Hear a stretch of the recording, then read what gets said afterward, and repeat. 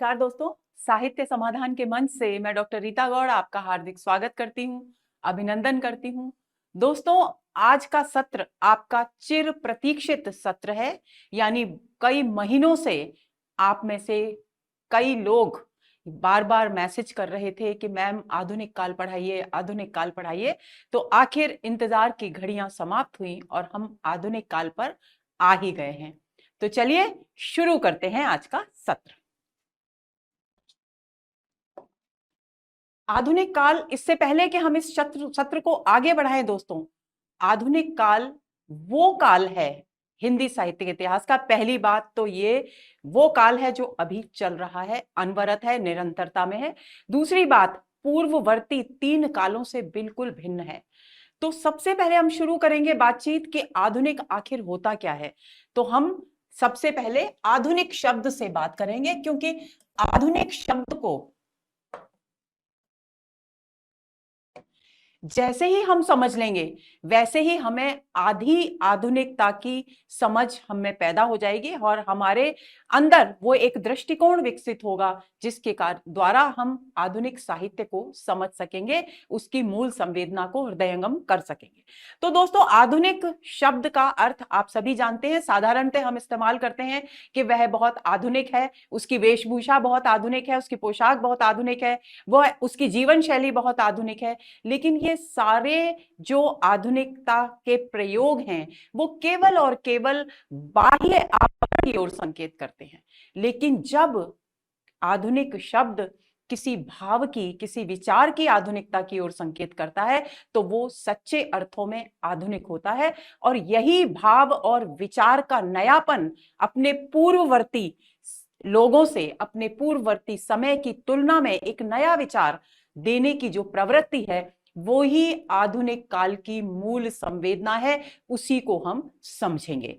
तो सबसे पहली बात तो ये हुई कि सामान्यतः पुराने से जो भिन्न होता है, यानी जो पहले से जो चला आ रहा विचार है, किसी भी विषय में हो सकता है विचार, तो पहले समय से, पूर्ववर्ती समय से जो विचार आ रहे हैं, चले आ रहे समाज में, वो उनसे अलग जब कोई भी विचार प्रकट किया जाता है, कोई भी नया दृष्टिकोण अभिव्यक्त होता है जिस विचार से, उसे आधुनिक कहा जाता है। अब कैसे समझेंगे इसे इस तरीके से समझेंगे दोस्तों, जैसे आधुनिक, आदिकाल सबसे प्रारंभिक चरण है हिंदी साहित्य के इतिहास का। तो आदिकाल में जो भाव और जो विचार अभिव्यक्त हुए उनकी तुलना में थोड़े आगे के विचार थे, थोड़े नए विचार थे भक्ति काल में। क्योंकि आदिकाल में भक्ति भाव दर्शन के जंजाल में फंसा हुआ था, हठयोगी और यौगिक साधनाएं, तांत्रिक साधनाएं, इन सबके पचड़े में फंसा हुआ था। तो आम जनता के लिए बोधगम्य और सहज नहीं था आदिकाल का वो धार्मिक विचार। धर्म से हम, भक्ति से हम इसलिए शुरू कर रहे हैं क्योंकि भारतीय संस्कृति की मूलभूत चेतना ही यह है। तो हमारे साहित्य में बहुत कई 100 वर्षों तक ये प्रवृत्ति, ये चेतना हावी रही है। तो इसलिए हमें इस भक्ति के, धर्म के आधार पर इस बात को समझना होगा। तो हर काल, क्योंकि भक्ति काल अपने पूर्ववर्ती काल यानी आदि काल से नया विचार, नए भाव भूमि लेकर आया, तो वो आधुनिक था। किसकी तुलना में? आदिकाल की तुलना में। लेकिन जब रीतिकाल आया तो उसने देखा क्या हर समय भक्ति, भगवान भगवान भगवान, ईश्वर ईश्वर ईश्वर, भक्ति भक्ति भक्ति। स्थिति बिल्कुल बदल गई। एक नया विचार इस संसार को, इस परिवेश को देखने का एक नया दृष्टिकोण विकसित हुआ जो भक्ति काल की तुलना में भिन्न था। और रीतिकाल आया, रीतिकाल भक्ति काल की तुलना में आधुनिक था। इसी तरह से आधुनिक काल आया जो बिल्कुल व्यापक स्तर पर एक नए दृष्टिकोण को लेकर आया। तो रीतिकाल, भक्तिकाल और आदिकाल अपने पूर्ववर्ती सभी कालों की तुलना में एक भिन्न दृष्टिकोण को लेकर आया, एक नई विचारधारा को लेकर आया, इसलिए वो आधुनिक कहलाया। यदि हम काल की दृष्टि से देखें तो आधुनिक जो शब्द है वो एक काल सापेक्ष शब्द है, क्योंकि प्रत्येक आगे वाला क्षण अपने पूर्ववर्ती क्षण की अपेक्षा आधुनिक होता है, क्योंकि नया होता है। तो चलिए इसी बात को ध्यान में रखते हुए आगे बढ़ते हैं। नया क्या है? अब यहां बात कही गई सामान्यतः पुराने से भिन्न नए दृष्टिकोण का बोधक शब्द है आधुनिक शब्द। आखिर ये नया क्या है? अब हम ये जो नए की परिभाषा करेंगे, क्योंकि हम आधुनिक काल पढ़ रहे हैं दोस्तों, तो हम आधुनिक काल के संदर्भ में इस नए शब्द की व्याख्या करेंगे, इसलिए आप इस बात को ध्यान में रखेंगे। तो अब नया क्या है? नए दृष्टिकोण का मतलब हुआ वैज्ञानिक दृष्टिकोण।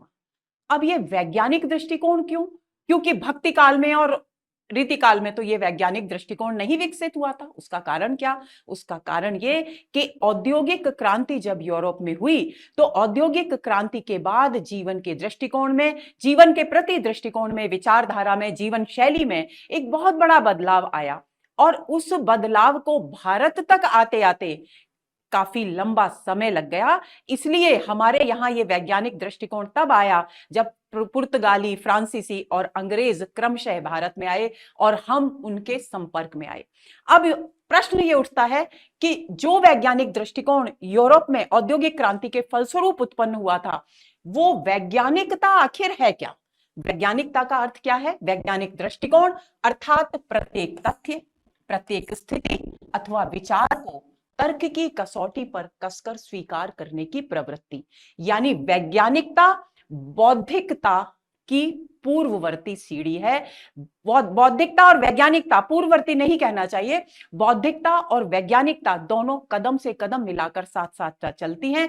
मनुष्य जैसे जैसे बौद्धिक स्तर पर विकासमान होता है, विचारशील होता है, वैसे वैसे उसके दृष्टिकोण में व्यापकता आती है और वो हर स्थिति, हर तर्क, हर विचार को तर्क की कसौटी पर कसता है, उसको परखता है। तर्क की कसौटी पर कसना यानी उसे परखना कि ये बात जो कही गई है वो सच भी है या नहीं है, उसके लिए प्रमाण जुटाना, प्रमाण तलाश करना, ये वैज्ञानिकता है। लेकिन अगर वैज्ञानिकता के विपरीत, जैसा कि हम देखते हैं रीति काल में, भक्ति काल में, आदि काल में, हम जो हमारी परंपराएं चली आ रही हैं, जो हमारे पूर्वजों ने हमसे कह दिया, हमने आंख बंद करके उसे स्वीकार कर लिया, एक बार भी उस पर प्रश्न चिन्ह नहीं लगाया, उस पर प्रश्न नहीं उठाया और न ही तर्कों के जरिए उस बात की अहमियत, अपने जीवन में उसकी प्रासंगिकता को समझने की कोशिश की, उसको कसौटी पर कसने की कोशिश की, यानी हमने उसे स्वीकार किया। तो ये जो बिना सोचे समझे, बिना तर्क की कसौटी पर कसे हुए किसी भी बात को स्वीकार करने की प्रवृत्ति है, ये है अंधानुकरण। क्योंकि हमने बिना सोचे समझे किसी भी स्थिति को स्वीकार कर लिया। इसका मतलब ये बिल्कुल नहीं कि हमारे पूर्वजों ने जो कुछ भी कहा वो सब बकवास था, नहीं, ऐसा नहीं है। बल्कि तर्क की कसौटी पर कसना इसलिए जरूरी है कि हमारे पूर्वजों के द्वारा जो कुछ भी कहा गया उसमें से हमारे आज के जीवन में क्या कुछ अच्छा है उसे हम ग्रहण कर सकें और क्या कुछ अनुपयोगी है, क्या कुछ हमारे जीवन के विकास के मार्ग में रुकावट बनने वाला है, उसका हम त्याग कर दें। तो वैज्ञानिक दृष्टिकोण वो सीढ़ी है, यदि हम इसे सही मायने में इस्तेमाल करें, जो क्षीर नीर विवेक यानी हंस की तरह दूध का दूध और पानी का पानी अलग करने की क्षमता, यानी जो उपयोगी है और जो अनुपयोगी है उनको अलग अलग करने की क्षमता हमें देता है। तो औद्योगिक क्रांति के बाद जब वैज्ञानिक दृष्टिकोण विकसित हुआ, मशीनीकरण और यंत्रीकरण के परिणाम सामने आए, तब यूरोप से जो वैज्ञानिकता विकसित हुई वही अंग्रेजों, फ्रांसीसियों और पुर्तगालियों के साथ भारत में आई। यानी कौन सी प्रवृत्ति? हर तथ्य, हर स्थिति और हर विचार को कसौटी पर कसने की प्रवृत्ति। जब तक ये वैज्ञानिकता हमारे देश में नहीं आई थी, तब तक हम केवल और केवल धर्म, भक्तिभाव और अपने धर्म शास्त्रों के दायरे में ही कैद थे। हमने कभी उनसे बाहर निकलकर सोचने की कोशिश ही नहीं की। प्रत्येक युग अपने साथ, इस दृष्टि से देखा जाए, जिसकी मैंने चर्चा भी अभी की, आदिकाल की अपेक्षा आधुनिक था भक्ति काल की अपेक्षा आधुनिक था रीति काल, उस दृष्टि से देखा जाए तो हर युग अपने पूर्ववर्ती समय से आधुनिक होता है। इसलिए आधुनिक शब्द कैसा हुआ? एक काल सापेक्ष शब्द हुआ। जो कुछ भी नया है आज, अगले ही क्षण हमारा ये जो क्षण है वो पुराना हो जाएगा और जो नया क्षण होगा वो आधुनिक होगा। तो उस तरीके से हम इसे समझ सकते हैं। आगे चलें। हिंदी साहित्य में जब हम आधुनिक काल की बात करते हैं तो शब्द नवीन भाव चेतना का बोधक बनकर आता है। इस बात को ध्यान में रखना, ये बहुत ही महत्वपूर्ण बिंदु है। यानी आधुनिक चेतना का वाहक बनना, आधुनिक भावों का वाहक बनना, यानी नए दृष्टिकोण का बोधक है आधुनिक काल शब्द हिंदी साहित्य के इतिहास में। डॉक्टर नगेंद्र ने आधुनिक शब्द को दो अर्थों का बोधक माना है। देखिए, बहुत ही महत्वपूर्ण व्याख्या है, क्योंकि इससे आधुनिक शब्द के संबंध में आपकी सारी भ्रांतियां दूर हो जाने वाली है। पहली बात उन्होंने कहा मध्यकाल से भिन्नता, जो कि हमने शुरू में ही कहा, अपने पूर्ववर्ती काल से नए दृष्टिकोण का जो बोधक है वो है आधुनिक शब्द। इसी तरह से जब डॉक्टर नगेंद्र बात करते हैं मध्यकाल से भिन्नता की, तो ये मध्यकाल क्या है, भक्तिकाल रीतिकाल दोनों मिलकर के मध्यकाल बनाते हैं, यानी पहले के युग से भिन्न दृष्टिकोण को लेकर आया आधुनिक काल। तो आधुनिक शब्द से एक तो संकेत मिलता है कि ये इस काल की विचारधारा मध्यकालीन मनोवृत्ति, मध्यकालीन विचारधारा से बिल्कुल अलग एक नए आधार फलक पर आकर के हमारे सामने उपस्थित हुई। दूसरी बात क्या है, नवीन इहलौकिक दृष्टिकोण। अब इस इहलौकिक शब्द को समझ लेंगे। इह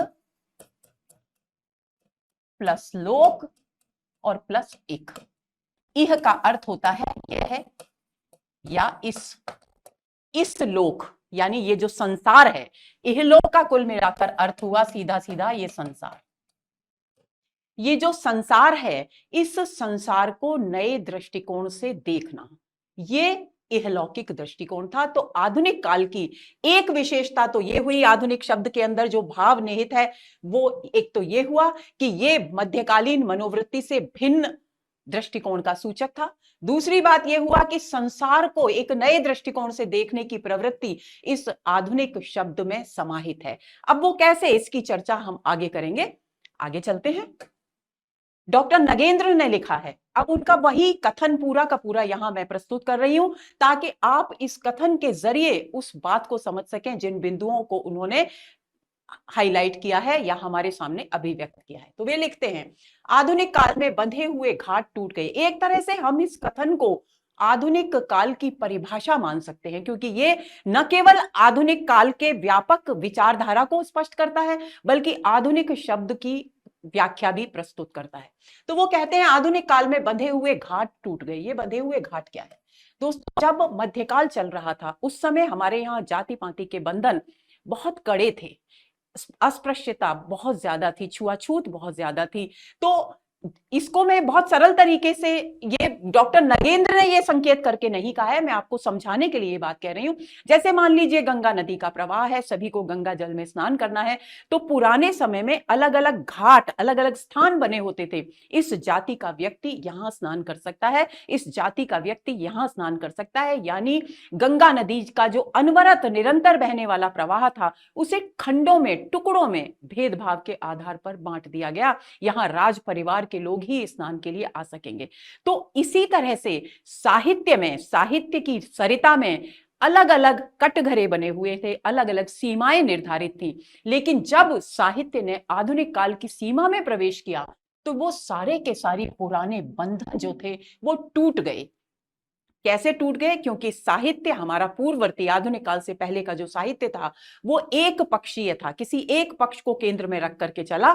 लेकिन आधुनिक काल ने किसी एक पक्ष को नहीं, संपूर्ण सृष्टि को, संपूर्ण जनमानस को अपने केंद्र में रखा, यानी जन जन से जुड़ने वाला साहित्य था आधुनिक काल। इसलिए डॉक्टर नगेंद्र कहते हैं कि आधुनिक काल में बंधे हुए घाट टूट गए, यानी जो सीमाएं निर्धारित थी, जो अलग अलग कटघरे निर्धारित थे भाव भूमि के, विचारधारा के, वो सब टूट गए और सब कुछ समान रूप से प्रवाहित होने लगा। यानी जैसे गंगा नदी के पानी को रोक दिया गया था पहले, लेकिन सारे रुकावटें दूर कर उसके अनवरत प्रवाह को आगे बढ़ने दिया गया।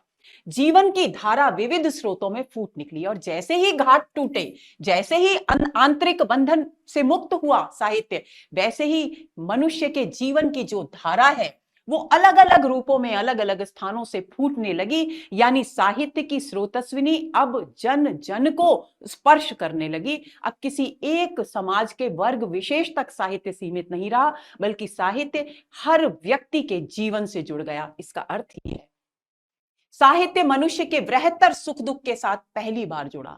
डॉक्टर नगेंद्र कहते हैं कि साहित्य मनुष्य के बृहत्तर सुख दुख के साथ पहली बार जुड़ा।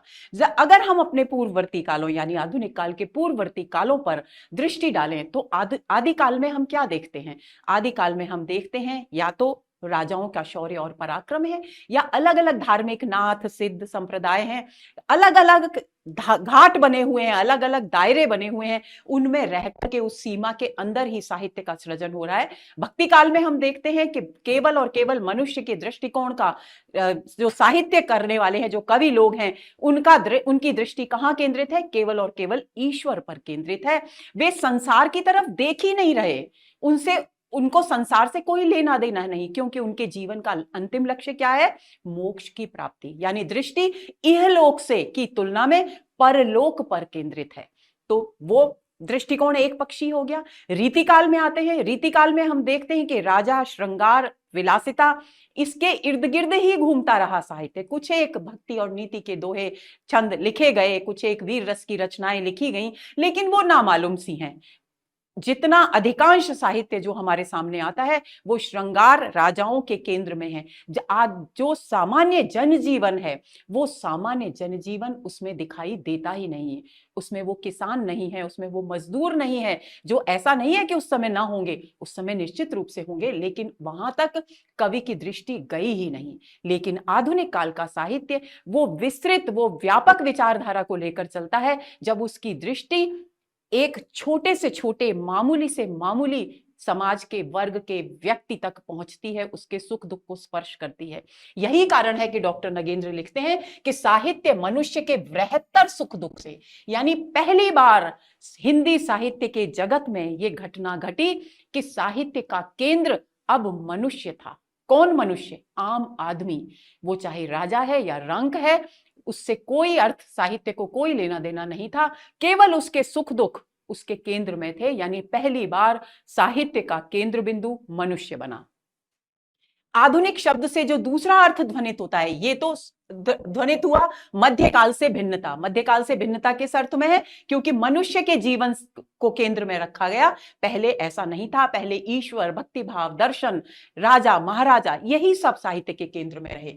लेकिन आधुनिक शब्द से जो दूसरा अर्थ ध्वनित होता है वह है नवीन इहलौकिक दृष्टिकोण, यानी संसार को नए तरीके से, नई दृष्टि से, नई विचारधारा से, नई सोच से देखने का तरीका।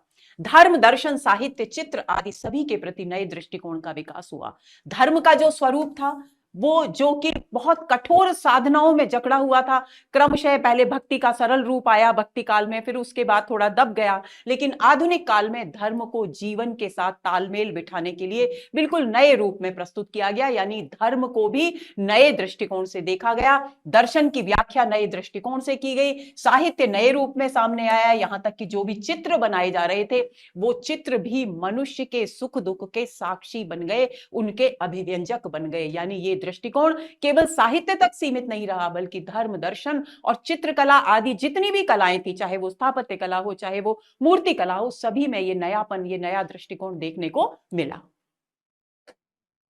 आगे लिखते हैं डॉक्टर नगेंद्र, मध्यकाल में पारलौकिक दृष्टि से मनुष्य इतना अधिक आच्छन्न था। अब देखिए मध्यकाल से भिन्नता वाले बिंदु को स्पष्ट कर रहे हैं डॉक्टर नगेंद्र। वो कहते हैं कि मध्यकाल में व्यक्ति पारलौकिक दृष्टि, यानी उसकी दृष्टि परलोक पर ही केंद्रित थी। रहता वो संसार में था, लेकिन दृष्टि थी मोक्ष कैसे मिले। तो पारलौकिक दृष्टि से उसकी विचारधारा, उसका दृष्टिकोण इतना आच्छन्न यानी ढका हुआ था, आवृत था, कि उसे अपने परिवेश यानी अपने आसपास संसार में क्या घटित हो रहा है इसके बारे में कुछ जागरूकता ही उसके हृदय में नहीं थी। पर आधुनिक युग में वह अपने पर्यावरण के प्रति अधिक सतर्क हो गया। ये पर्यावरण से मतलब आप जो आज के संदर्भ में पर्यावरण है उसका मतलब नहीं है, बल्कि यहां डॉक्टर नगेंद्र कहना चाह रहे हैं कि अपने परिवेश की गतिविधियां, उसके आसपास क्या कुछ घटित हो रहा है उसके प्रति वो सतर्क हो गया, जो कि मध्यकाल में नहीं था। तो ये हुआ एक नया इहलौकिक, इस संसार को देखने का एक नया दृष्टिकोण। आधुनिक युग की पीठिका के रूप में इस देश में जिन दार्शनिक चिंतकों और धार्मिक व्याख्याताओं का आविर्भाव हुआ, उनकी मूल चिंताधारा इहलौकिक ही है। अब आधुनिक युग में आकर, क्योंकि जब वैज्ञानिक दृष्टिकोण हो गया, जब वो दृष्टि आ गई कि परिवेश के प्रति जागरूक हो गया है, व्यक्ति मनुष्य के सुख दुख से जुड़ गया है, तो उसे वो सब कुछ अपने परिवेश में दिखाई देने लगेगा कि कौन सी बात विकृति है और कौन सी बात हमारी प्रगति के मार्ग में प्रगति को आगे बढ़ाने वाली है। तो ऐसी स्थिति में जो भी चिंतनशील, जो भी बुद्धिजीवी वर्ग था, उसने इस सारी विकृतियों को दूर करने का संकल्प कर लिया और उसके लिए वो प्रयत्नशील हो गया। यानी सांसारिक जीवन को सुखमय बनाने की ओर, विकृतियों से दूर करने की ओर प्रयत्नशील हो गया मनुष्य, क्योंकि अब वो अपने परिवेश के प्रति सतर्क हो गया, जागरूक हो गया।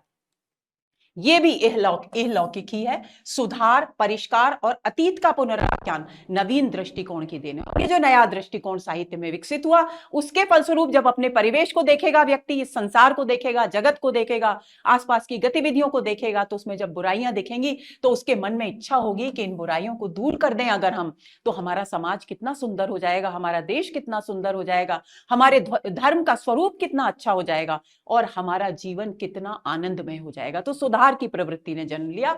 उसके बाद परिष्कार और अधिक शुद्धता की प्रवृत्ति ने जन्म लिया।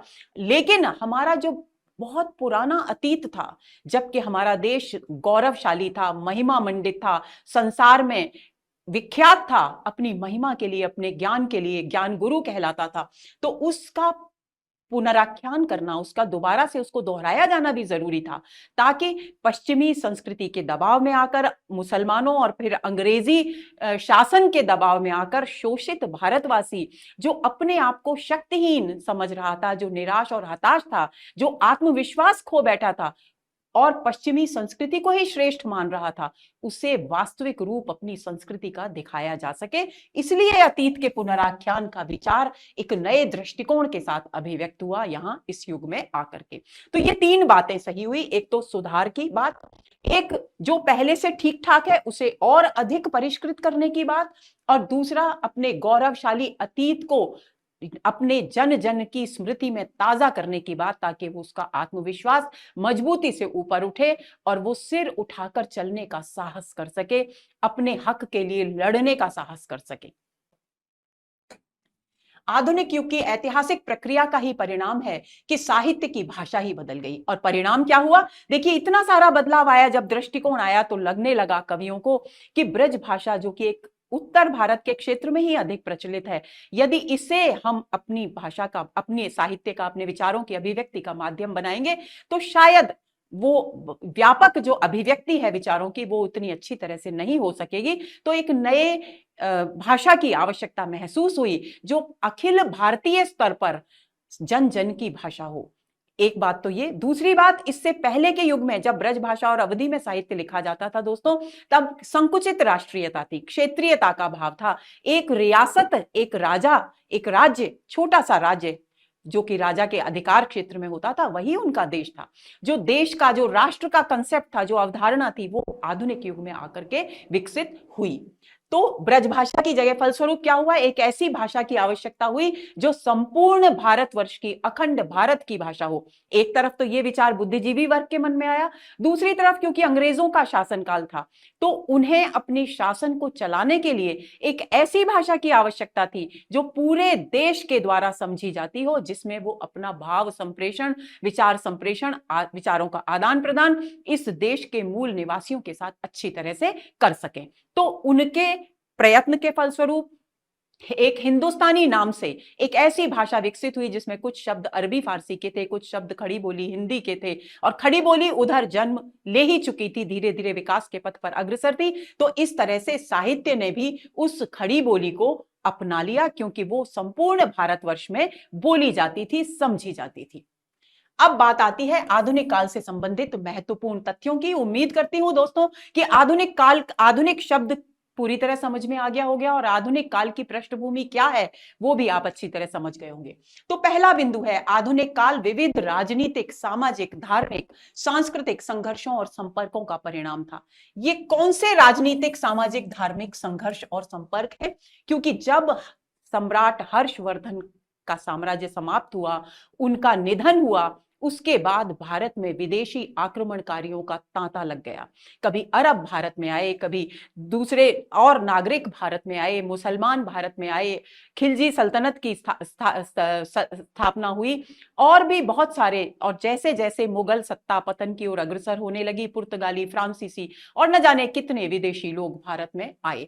तो इन विदेशियों के आगमन के फलस्वरूप राजनीतिक क्षेत्र में संपर्क हुआ। सामाजिक क्षेत्र में उनकी सामाजिक मान्यताएं अलग थी, समाज का ढांचा अलग था, हमारा अलग था, तो आदान प्रदान हुआ। धार्मिक संघर्ष हुए, क्योंकि प्रत्येक व्यक्ति अपने धर्म को श्रेष्ठ मानता था, तो धार्मिक स्तर पर संघर्ष हुए। और इस्लाम और हिंदू धर्म में, ईसाई और हिंदू धर्म में संघर्ष तो हम बहुत अच्छी तरीके से जानते हैं। सांस्कृतिक भिन्नता सामने आई। तो इन सब संघर्षों के फलस्वरूप ये आधुनिक काल हमारे सामने आया।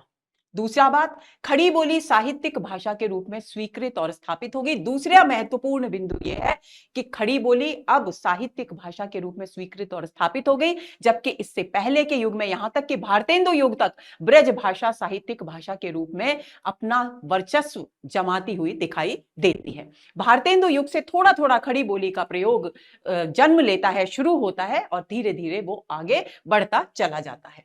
तो एक बात यह थी कि खड़ी बोली साहित्यिक भाषा के रूप में स्थापित हुई। दूसरी बात, पहली बात यह थी कि आधुनिक काल जितने भी विदेशी आक्रमणकारियों के साथ सामाजिक, राजनीतिक, सांस्कृतिक संपर्क में आया, उसके फलस्वरूप इस आधुनिक दृष्टिकोण का विकास हुआ, यानी आधुनिक काल हमारे सामने आया। तीसरी बात, हिंदी कविता, क्योंकि हम बात कर रहे हैं आधुनिक कविता के इतिहास की, तो हिंदी कविता जो थी वो विकास के अनेक पड़ावों से गुजरी, क्योंकि दृष्टिकोण एकदम से व्यापक नहीं हो जाता। जब हम मध्यकालीन दृष्टिकोण के साथ जी रहे हैं तो हमारे दृष्टिकोण को आधुनिक बनने में भी कुछ समय तो लगेगा। तो हम पहले थोड़े से आधुनिक हुए, थोड़ी नई सोच हमारे पास आई, फिर और नई सोच आई, और जैसे जैसे सोच में बदलाव हुआ, दृष्टिकोण में बदलाव हुआ, आधुनिक कविता भी अपने अलग अलग रूप परिवर्तित करती गई। जैसा समाज, जैसी विचारधारा, वैसा ही साहित्य। आगे चलें। गद्य में अब एक और बदलाव आया आधुनिक काल में आकर के। वो बदलाव ये था कि गद्य में अनेक नई विधाएं उभरी, क्योंकि पश्चिम के साथ संपर्क स्थापित हो गया। तो पश्चिमी साहित्य में जो कुछ लिखा जा रहा था, कुछ गद्य की विधाएं तो पहले से ही हमारे यहाँ थी, जिनमें हम पद्यों का भी प्रयोग करते थे। जैसे नाटक, कुछ संवाद गद्य में होते हैं, लेकिन कुछ श्लोक बद्ध रचनाएं भी होती थी, यानी गद्य पद्य का मिश्रित रूप हुआ करता था। लेकिन शुद्ध गद्य में रचनाएं पश्चिमी जगत में लिखी जा रही थी, पश्चिम के साहित्य में लिखी जा रही थी। तो उनके संपर्क से कुछ एक नई विधाएं जन्मी, जिनमें है जीवनी, आत्मकथा, रेखा चित्र, संस्मरण, यात्रा व्रत, रिपोर्ट, फीचर और भी डायरी वगैरह बहुत सारी गद्य के रूप हैं जो इस युग में आकर सामने आए। इसीलिए कुछ विद्वानों ने इसे गद्य काल कहा है, क्योंकि गद्य साहित्य का जितना उत्कर्ष इस काल में हुआ, उतना पूर्ववर्ती किसी भी समय में नहीं हुआ। अब बात आती है अगले बिंदु की, अंग्रेजी शासन। जब हम सभी जानते हैं कि आधुनिक काल की शुरुआत अंग्रेजी शासन की स्थापना के साथ हुई, तो अंग्रेजी शासन जब स्थापित हुआ तो हमारे देश के ढांचे में, हमारे देश के स्वरूप में बहुत सारे परिवर्तन आए, और उन परिवर्तनों ने भी आधुनिक काल की पृष्ठभूमि तैयार की। अब वो परिवर्तन क्या क्या थे? पहला, नया आर्थिक स्वरूप विकसित हुआ, देश का नया आर्थिक ढांचा बना। कैसे? क्योंकि अंग्रेज जब आए तो उन्होंने देखा कच्चे माल का भंडार है, तो कच्चे माल को यहां से ले जाना, यानी कच्चे माल की मंडी के रूप में भारत का विकास हुआ। यहाँ के जो भी छोटे मोटे कुटीर उद्योग थे वे सब धीरे धीरे नष्ट हो गए, यानी जो आत्मनिर्भर भारत का छोटा मोटा स्वरूप था वो पूरी तरह से व्यापार की दृष्टि से, उद्योग की दृष्टि से धीरे धीरे पतन की ओर अग्रसर होने लगा। तो ये नया ढांचा। दूसरी बात, शिक्षा का पश्चिमीकरण हुआ, क्योंकि लॉर्ड मैकॉले के घोषणा के बाद से शिक्षा अंग्रेजी माध्यम से दी जाने लगी थी, क्योंकि अंग्रेजों को अपना शासन कार्य चलाने के लिए ऐसे व्यक्तियों की जरूरत थी जो हिंदी में तो पारंगत हो ही, देश की भाषा में तो पारंगत हो ही, साथ ही अंग्रेजी को भी अच्छी तरह से समझते हो। तो इसलिए उन्होंने शिक्षा के पश्चिमीकरण को जोर दिया। तो हमारी गुरुकुल प्रणाली छिन्न भिन्न हो गई और पश्चिमी तर्ज पर हमारे यहां शिक्षा दी जाने लगी। ये बदलाव आया। पश्चिमी तर्ज पर शिक्षा देने का परिणाम क्या हुआ कि जब अंग्रेजी पढ़ने लगे बच्चे, और अच्छे परिवारों के, समृद्ध परिवारों के बच्चे ही उस समय उच्च शिक्षा प्राप्त करने की क्षमता रखते थे, तो जब वे शिक्षा प्राप्त करने लगे तो अंग्रेजी पत्र पत्रिकाओं को पढ़ने की क्षमता उनमें जागृत हुई। और अंग्रेजी पत्र पत्रिकाओं को पढ़ने के बाद उन्हें पता चला कि अंतरराष्ट्रीय स्तर पर दुनिया कहां है और हम कहां हैं। स्वभावतः उन्होंने उन पत्रिकाओं के जरिए पश्चिमी जगत का जो स्वरूप देखा, जो जाना, उसके फलस्वरूप उनके मन में अपने देश में बदलाव करने की तीव्र प्रतिक्रिया उत्पन्न हुई। यातायात के साधनों का विकास हुआ। पहले यातायात के साधन इतने थे ही नहीं, द्रुतगामी रेलगाड़ी आदि जो भी द्रुतगामी साधन थे वो सब हो गए। तो यानी भारत आंतरिक स्तर पर एक स्थान से दूसरे स्थान पर जुड़ गया। तो लोगों में एकता का भाव स्थापित करने, लोगों का वैचारिक आदान प्रदान करने का जरिया ये यातायात के साधन हो गए। एक दूसरे के साथ उनके संबंध मजबूत हुए। मशीनीकरण हुआ, बुद्धिजीवी वर्ग का, और इन सब परिस्थितियों से क्योंकि शिक्षा का पश्चिमीकरण हो चुका है तो बुद्धिजीवी वर्ग का उदय हुआ। वो बुद्धिजीवी वर्ग कौन? जो शिक्षा प्राप्त कर चुका था, जिसमें बौद्धिक दृष्टिकोण, वैज्ञानिक दृष्टिकोण विकसित हो चुका था, जो पश्चिमी पुस्तकों और पत्र पत्रिकाओं के द्वारा पश्चिमी जगत के स्वरूप को समझने का प्रयास कर रहा था। ऐसे बुद्धिजीवी वर्ग का उदय हुआ। और जब उसने अपने देश की स्थितियों की तुलना पश्चिमी देशों से की तो उन्हें लगा कि हम इसलिए पिछड़े हुए हैं क्योंकि हमारा दृष्टिकोण मध्यकालीन है, हमारा दृष्टिकोण वैज्ञानिक नहीं है। और इसलिए बहुत सारे धर्म और समाज सुधार आंदोलन हमारे देश में 19वीं शताब्दी के आसपास शुरू हुए। पश्चिमी साहित्य से संपर्क हुआ, ये मैं बता चुकी। धर्म और समाज सुधार आंदोलन हुए, और जैसे जैसे बौद्धिकता बढ़ी, जैसे जैसे नया दृष्टिकोण, आधुनिक दृष्टिकोण बढ़ा, वैसे वैसे अपने परिवेश के प्रति सतर्क होता गया। और जैसे जैसे सतर्कता बढ़ी, बुराइयां नजर आने लगी, विकृतियां नजर आने लगी, चाहे वो राजनीति हो, चाहे वो धर्म हो, चाहे वो साहित्य हो, चाहे वो समाज हो, चाहे वो संस्कृति हो, हर जगह नजर कहां टिकने लगी? विकृतियों पर टिकने लगी। क्योंकि वो विकृतियां, अब हमें समझ में आने लगा कि ये विकृतियां हमारे विकास के मार्ग की रुकावट हैं। और परिणाम ये हुआ कि विद्रोह का स्वर प्रबल होने लगा। और यहीं से स्वतंत्रता संग्राम की पृष्ठभूमि राजनीतिक स्तर पर तैयार होती है। दूसरी ओर ये सारा का सारा परिवर्तन, ये सारा का सारा दृष्टिकोण, ये सारी की सारी वैचारिक पृष्ठभूमि हमें आधुनिक साहित्य में देखने को मिलती है। इन सभी कारणों से आधुनिक काल की पृष्ठभूमि तैयार हुई। अब बात यह आती है कि अगला एक महत्वपूर्ण बिंदु है कि आचार्य रामचंद्र शुक्ल ने आधुनिक काल का प्रारंभ संवत 1900 को ईसवी सन में परिवर्तित करने के लिए, कई बार बता चुकी हूं, 57 वर्ष घटा देंगे तो 1900 में 57 वर्ष घटाने पर 1843 आता है। ये प्रश्न पूछा जा सकता है कि आचार्य रामचंद्र शुक्ल ने आधुनिक काल का प्रारंभ कब से माना है? तो संवत 1900 या 1843 ईस्वी से माना है। आप इस बात को कंठस्थ कर लेंगे। आगे चलें। आधुनिक काल का अंतर विभाजन डॉक्टर नगेंद्र ने इस रूप में किया है, इसे भी आपको ध्यान में रखना है। और जो सर्वमान्य अंतर विभाजन है उस पर भी हम बात करेंगे। तो डॉक्टर नगेंद्र के अनुसार पहले काल को, यानी भारतेंदु काल को, उन्होंने पुनर्जागरण काल नाम दिया है और इसकी समय सीमा बताई है 1857 से 1900 ईस्वी। दूसरे काल को उन्होंने जागरण सुधार काल कहा है, और द्विवेदी काल जिसको कहा है 1900 से 1918 ईस्वी के बीच का समय द्विवेदी या काल का माना गया है। उसके बाद उन्होंने चर्चा की है छायावाद काल की। 1918 से 1938 का समय छायावाद का माना गया है। और छायावादोत्तर यानी छायावाद के बाद के काल को उन्होंने दो भागों में विभाजित किया है। पहला है प्रगति प्रयोग काल, जो 1938 से 1953 तक है, यानी प्रगति प्रयोग, इसमें प्रगतिवाद भी आ गया और प्रयोगवाद भी आ गया। और नवलेखन काल 1953 से अब तक किया है। ये उनके द्वारा किया गया आधुनिक काल का अंतर विभाजन है। इस प्रकार के वर्गों में उन्होंने आधुनिक काल को, यानी आधुनिक साहित्य को वर्गीकृत किया है उसकी प्रवृत्तियों के आधार पर। अब देखते हैं कि सर्वमान्य वर्गीकरण क्या है। तो पहली कविता भारतेंदु युग की कविता, जैसा कि डॉक्टर नगेंद्र ने भी कहा, पुनर्जागरण की कविता है, क्योंकि उसमें सबसे पहले भारतेंदु युग के काव्य में ही वो जागृति के स्वर प्रबल रूप में दिखाई देते हैं। जागरण कौन सा है? ये जागरण है परिवेश के प्रति सजगता का जागरण, यानी इहलोक परलोक से दृष्टि हटाकर अपने आसपास के परिवेश पर देखने की जो प्रक्रिया है, यहां आंखें खुलती हैं भारतीय साहित्य की, भारतीय मनुष्य की, भारतीय साहित्यकार की, कि वो अपने परिवेश को देखता है, उसकी जांच पड़ताल करता है। तो भारतेंदु युगीन कविता के लिए कहा, और इसका समय वही है 1857 से 1900 ईस्वी। दूसरा जो द्विवेदी युग है, उस जागृति, नवोन्मेष, क्योंकि जागरण काल है, यहां आंखें खुली हैं और यहां वो चेतना आई है कि हमको क्या क्या कैसे कैसे देखना है और कैसे कैसे बदलाव लाना है। नवोन्मेष यानी नई नई विचारधाराओं के उन्मेष का काल है, उदय का काल है, और परिष्कार और जो कुछ भी बुरा है उस बुरे को परिष्कृत शुद्ध से शुद्ध रूप में प्रस्तुत करने का प्रयास इस काल के साहित्य में देखने को मिलता है, और इसे कहा गया द्विवेदी युगीन कविता, और इसकी समय सीमा है 1900 से 1918 ईस्वी। इसके बाद आती है छायावादी कविता, जो कल्पना, सौंदर्य और रहस्यात्मकता से भरपूर कविता है, लेकिन मानवीय मूल्यों, मानवीय जीवन को आनंददायक बनाने के संदेश, प्रेरक संदेशों से भी युक्त है। कामायनी इसका बहुत अच्छा उदाहरण है, हम पढ़ चुके हैं, और इसका समय माना गया 1918 से 1938 ईस्वी। इसके बाद प्रगतिशील कविता या प्रगतिवाद आता है, उसका समय है 1936 से 1943 ईस्वी, क्योंकि 1943 में तार सप्तक के साथ ही प्रयोगवाद का उदय हो जाता है। दूसरा समय इसके बाद आता है प्रयोगवाद 1953 से, ये टाइपिंग मिस्टेक हो गया दोस्तों, यहां आएगा 1943 से 1953।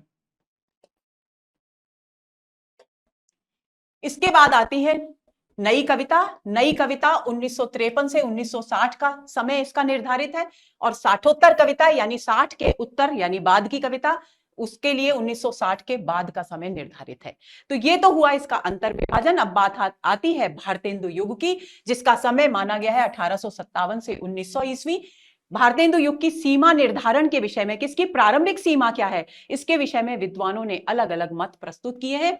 सबसे पहले आचार्य रामचंद्र शुक्ल के मत पर बात करते हैं। शुक्ल जी मानते हैं कि संवत 1925 में भारतेंदु युग प्रारंभ माना जाना चाहिए। संवत 1925 में से 57 घटाएंगे तो 1868 आएगा, जब कवि वचन सुधा भारतेंदु की जो पत्रिका थी उसका प्रकाशन शुरू हुआ, और वे इसकी अंतिम सीमा 1950 यानी 1893 मानते हैं। यानी भारतेंदु युग की जो समय सीमा शुक्ल जी ने मानी है वो 1868 से 1893 के बीच मानी है। मिश्र बंधुओं का कहना है कि संवत 1926 से इसकी शुरुआत, भारतेंदु युग की शुरुआत माननी चाहिए, यानी 1869 ईस्वी से इसकी शुरुआत हुई, और 1945 में भारतेंदु युग का समापन मान लेना चाहिए, और जो कि बैठता है 1888 ईस्वी। डॉक्टर रामकुमार वर्मा का मत है तीसरा मत। वे कहते हैं कि 1927 से, संवत 1927 से भारतेंदु युग की शुरुआत माननी चाहिए। 1927 का मतलब हुआ 1870 से शुरुआत माननी चाहिए, और 1957 पर भारतेंदु युग का समापन मान लेना चाहिए, यानी 1900 ईस्वी। देखिए एक एक वर्ष का फर्क है। यहां 1925 माना है शुक्ल जी ने, मिश्र बंधु मानते हैं 1926, और रामकुमार वर्मा मानते हैं 1927। डॉक्टर रामविलास शर्मा कहते हैं कि संवत 1925 से ही भारतेंदु युग की शुरुआत माननी उचित प्रतीत होती है, और इसका समय मानना चाहिए 1957 से, यानी उन्होंने 1868 से लेकर 1900 ईस्वी के मध्य के समय को भारतेंदु युग माना है। आगे चलें। सर्वमान्य मत की बात करें तो सर्वमान्य मत के अनुसार भारतेंदु युग का प्रारंभ संवत 1925 में ही माना गया है, अर्थात 1800, ये 1858 गलत टाइप हो गया है, 1868 ईस्वी है। 1868 ईस्वी भारतेंदु युग का प्रारंभिक वर्ष माना गया है। अब बात आती है भारतेंदु युग के में जो साहित्य लिखा गया उसकी प्रमुख विशेषताएं कौन कौन सी हैं। सबसे पहली बात, क्षेत्रीयता से ऊपर उठकर राष्ट्रीय भावनाओं की अभिव्यक्ति, क्योंकि परिवेश के प्रति जागरूक हो गया था साहित्यकार, आम आदमी, मनुष्य, इसलिए अपने परिवेश को ध्यान से देखने लगा, जबकि इससे पहले के तीनों युगों में एक क्षेत्रीय राष्ट्रीयता का भाव था। क्षेत्र, राज्य विशेष, एक स्थान विशेष ही उनका राष्ट्र था। अखंड भारत के स्तर पर आकर राष्ट्रीयता की भावना पहली बार यहां भारतेंदु युग में आकर देखने को मिली, और ये जो राष्ट्रीय भावना की अभिव्यक्ति है ये दो रूपों में हमारे सामने आई। पहला, अतीत का गौरवगान, यानी अपने देश का जो महिमा मंडित अतीत है, गौरवशाली अतीत है, उसको कवियों ने अपने साहित्य के माध्यम से, कविताओं के माध्यम से अभिव्यक्त किया। दूसरा, अंग्रेजों की शोषणवादी नीति का उल्लेख। अंग्रेजों की शोषणवादी नीति का उल्लेख करना क्यों जरूरी था? इसलिए जरूरी था ताकि जन जन को जागरूक किया जा सके उनके अधिकारों के प्रति, ताकि उनमें विद्रोह का भाव प्रबल हो और स्वतंत्रता प्राप्ति का पथ प्रशस्त हो, क्योंकि 1885 में ही कांग्रेस की स्थापना हो चुकी थी, और धीरे धीरे जो स्वतंत्रता आंदोलन है वो अपने एक निश्चित आकार को ग्रहण करता जा रहा था। देखिए, साहित्य और समाज हमेशा समानांतर चलते हैं। साहित्य कभी भी अपने समाज की उपेक्षा करके आगे बढ़ता ही नहीं, उसमें अभिव्यक्ति वही होती है जो समाज की विचारधारा होती है। तो ऐसी स्थिति में यह बदलाव आना जरूरी था, यानी राष्ट्रीय भावनाएं एक नए दृष्टिकोण के साथ अभिव्यक्त हुई कि न केवल अतीत का गौरव गान करना जरूरी है, लेकिन वर्तमान में राष्ट्रीयता की मार्ग की रुकावट कौन सी है, वो है अंग्रेजों की शोषणवादी वृत्ति। तो उसकी तरफ भी लोगों का ध्यान केंद्रित करना जरूरी है, वरना ये शोषणवादी जो स्थिति है, जो नीतियां हैं, इनको रोका कैसे जाएगा। तो सुधारवादी दृष्टिकोण जागृत, इस प्रकार का परिवर्तन यहां आ रहा था, यानी पुनर्जागरण काल इसीलिए कहा गया। राधाचरण गोस्वामी ने अपनी एक कविता में हमारो उत्तम भारत देश कहकर महिमा मंडन किया, भारत का अतीत का गौरवशाली अतीत की चर्चा की। और प्रेमघन ने लिखा, धन्य भूमि भारत सब रत्नन की उपजावन, कि वह हमारी भारत भूमि धन्य है जो अनेक प्रकार के रत्नों को उत्पन्न करने वाली है। इसके अतिरिक्त, ये तो कुछ एक पंक्तियां हैं दो कविताओं की, उदाहरण मात्र है, लेकिन इसके अतिरिक्त भारतेंदु हरिश्चंद्र ने विजयनी विजय वैजयंती लिखी, जिसमें राष्ट्रीय भावनाओं की अभिव्यक्ति की गई थी। ये कविताओं के शीर्षक है आनंद अरुणोदय प्रेमघन की कविता है जो कि राष्ट्रीय भावनाओं से युक्त है। महापर्व, नया संवत, ये कविताएं राष्ट्रीय भावनाओं से युक्त हैं, प्रताप नारायण मिश्र के द्वारा लिखी गई। राधा कृष्ण दास ने भारत 12 मासा नामक कविता लिखी। ये सारी कविताएं देशभक्ति से ओतप्रोत थी, लेकिन इस बात को आप ध्यान में रखेंगे कि ये आधुनिक काल का प्रारंभिक रूप था। तो जो राष्ट्रीयता, जो राष्ट्रीय भाव का जो रूप बाद में सामने आया, आप उससे इसको तुलना ना करें, बल्कि इसके पूर्ववर्ती के साथ इसकी तुलना करें, तो आपको समझ में आ जाएगा कि दृष्टिकोण में क्या नयापन था और कितना विस्तार हुआ। अब दूसरा बिंदु आता है जनता की समस्याओं का निरूपण, क्योंकि परिवेश के प्रति सतर्कता हो गई, बौद्धिकता हो गई। तो ऐसी स्थिति में परिवेश में बुराइयां दिखने लगी, तो ये पता चलने लगा कि हमारे यहाँ नारी शिक्षा का अभाव है, हमारे समाज में विधवाओं की बहुत बुरी स्थिति है, हमारे देश में, हमारे समाज को छुआछूत के बंधनों ने जकड़ रखा है और रूढ़ियां भयंकर रूप से हमारे समाज पर हावी हैं। परंपरागत धर्म के स्वरूप में ही इन सब समस्याएं, सारी समस्याएं साहित्यकारों ने देखी और उन्हें अनुभव हुआ कि इन समस्याओं का जब तक निराकरण नहीं किया जाएगा, जब तक इनके समाधान नहीं होंगे, तब तक हमारा समाज आगे बढ़ेगा नहीं। लेकिन फर्क क्या था? फर्क ये था कि पहले धार्मिक समस्याएं धार्मिक क्षेत्र था, अब समस्याएं तो जन जन की हो गई, लेकिन क्षेत्र वही धर्म और भक्ति का रहा। यानी यहां पर समाधान कहां तलाश किए गए? परंपरागत धर्म के स्वरूप में ही सांसारिक समस्याओं के समाधान तलाश करने की कोशिश की गई। थोड़ा सा बदलाव, थोड़ा आगे बढ़े कि इन पर दृष्टि गई, जो पहले के कवियों की नहीं जाती थी, रीतिकाल तक बिल्कुल नहीं गई, लेकिन इतना परंपरागत स्वरूप बना रहा कि जो धार्मिक भावना पहले से चली आ रही थी, उसी में इन समस्याओं को दूर करने के समाधान तलाश करने की कोशिश की गई।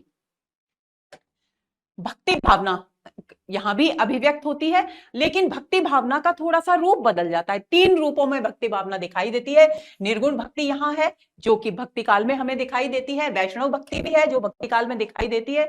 लेकिन एक नयापन भी आता है, स्वदेशानुराग समन्वित ईश्वरीय भक्ति, अपने देश के प्रति प्रेम भाव से युक्त ईश्वर का भक्ति भाव। ये आधुनिक काल का नयापन था, ये नया दृष्टिकोण था। ये तो परंपरागत था, लेकिन इसके आगे बढ़कर भारतेंदु युग में देशभक्ति का, भक्ति भाव का एक और रूप हमारे सामने आया, और वो नया रूप था कि स्वदेश के प्रति प्रेम भाव से भरकर ईश्वर की भक्ति करने का रूप। इसके भक्ति और देश प्रेम को एक समान मानना उनकी नवीन दृष्टिकोण का द्योतक है।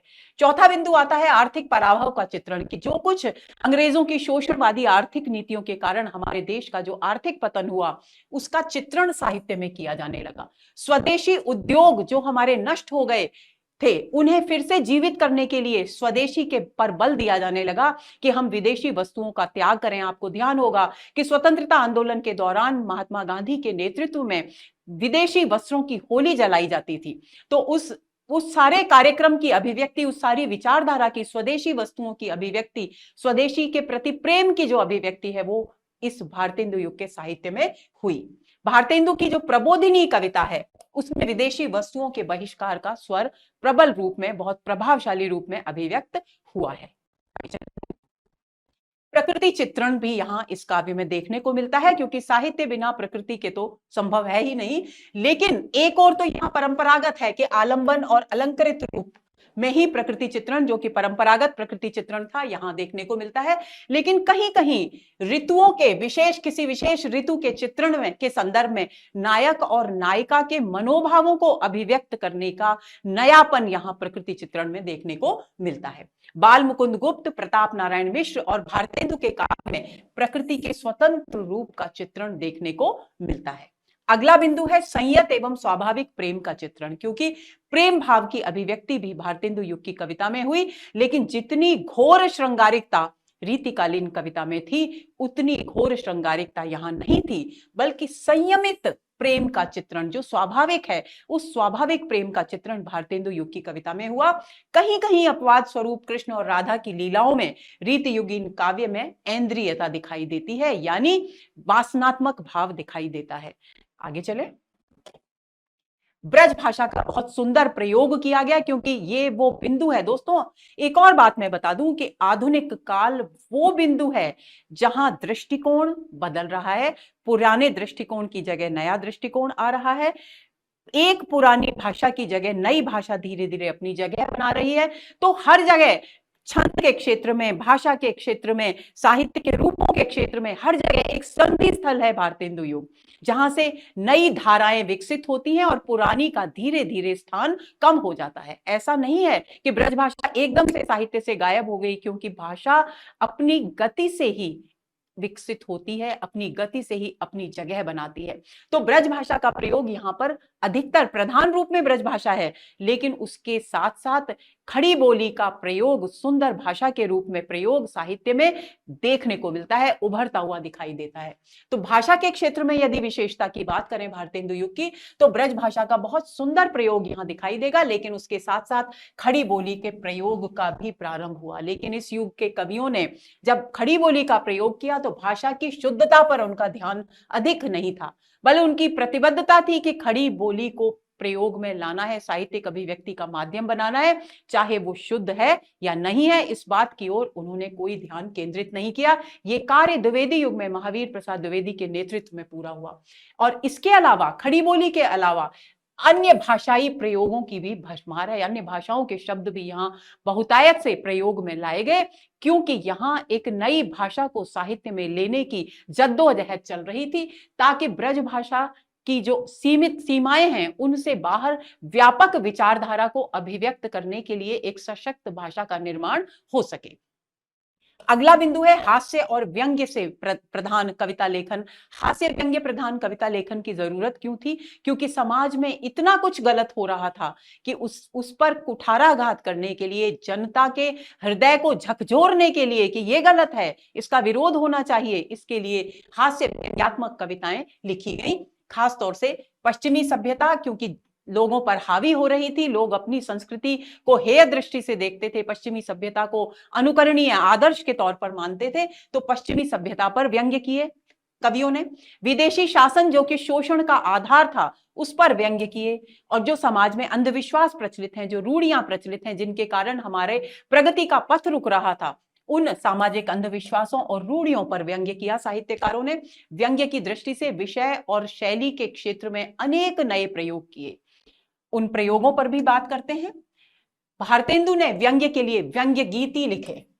मुकरियां, जो खुसरो की, अमीर खुसरो की मुकरियां प्रसिद्ध हैं, वो मुकरियां भी यहां व्यंग्य में लिखी गई।